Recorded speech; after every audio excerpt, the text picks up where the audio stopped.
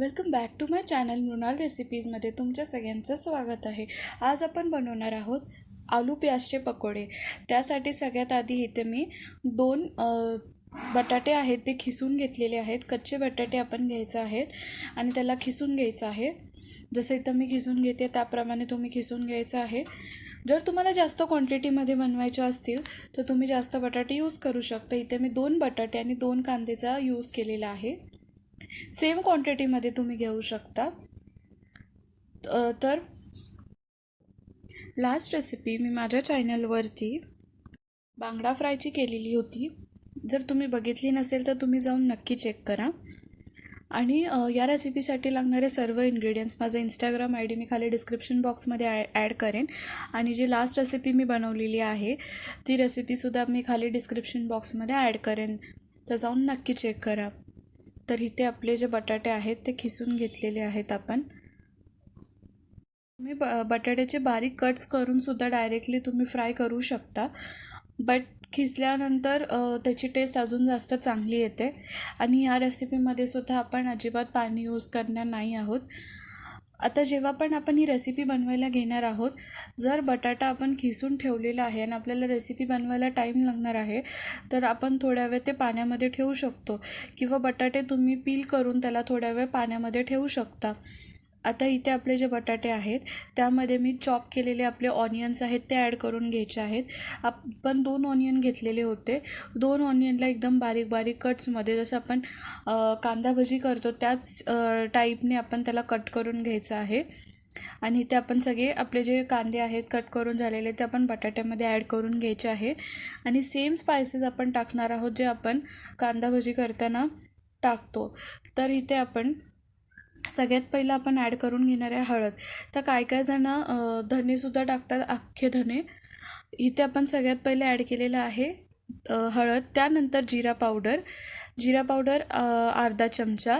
मग त्यानंतर आपण धना पावडर ॲड करून घेतलेली आहे. धना पावडर पण आपण अर्धा चमचा ॲड केलेली आहे.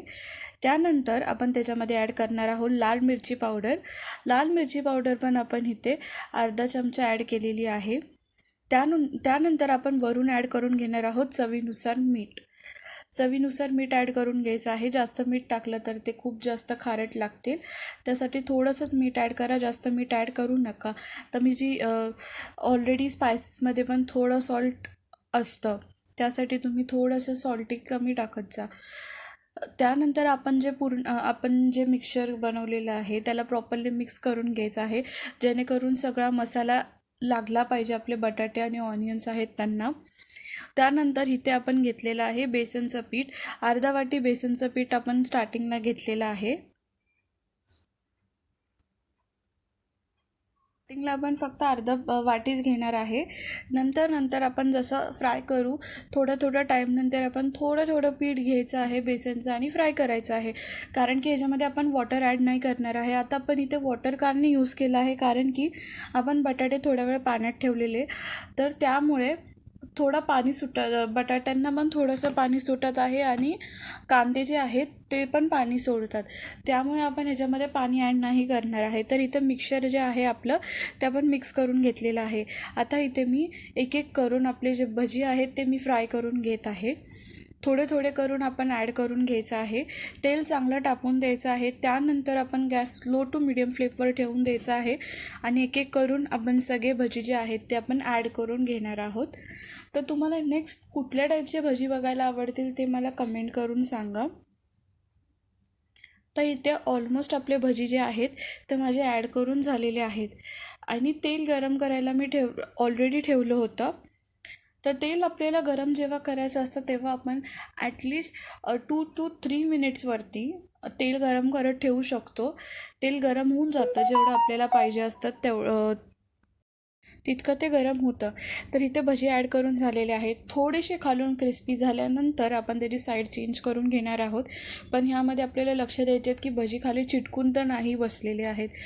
थोड्या टाईमने आपण चेंज करत राहणार आहोत लो टू मिडियम फ्लेमवरती.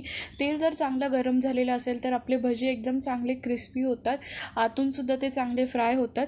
आणि पाणी टाकले तर ते आतून जास्त सॉफ्ट राहतील, त्यामुळे आपण पाणी अजिबात इथे ॲड करायचं नाही आहे. फक्त जेव्हा आपण नवीन नवीन नवीन नवीन वेळा भजी ॲड करून घेणार आहोत. थोडं थोडं पीठ आपण ॲड करून परत ते मिक्सचर बनवायचं आणि मग आपण ॲड करायचं. तर झालेले आहेत आपले भजी. कशी वाटली रेसिपी कमेंटमध्ये सांगा. थँक्यू.